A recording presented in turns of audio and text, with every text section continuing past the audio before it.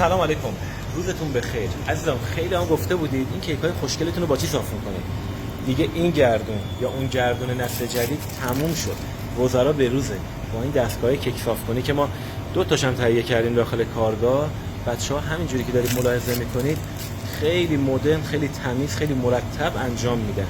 پیشنهاد میدم تمام همکارامون که میخوان کیک‌های خوب صاف کنن تو استان قزوین بگن به خودم یا بیان دایرکت از این دستگاه خوب استفاده کنن. از اصفهان برام اومد آقای زمانی، فوق العاده عالی. این مدلش چپ کرد راست کرد داره، اون یکی هم که ساده هستش.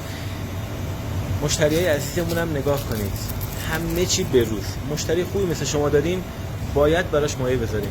بخوام به راحتی خامه رو از این طرف میذاریم، خودش به آرومی صاف میکنه، یه روکش به شدت نازک روی کیک میکشه.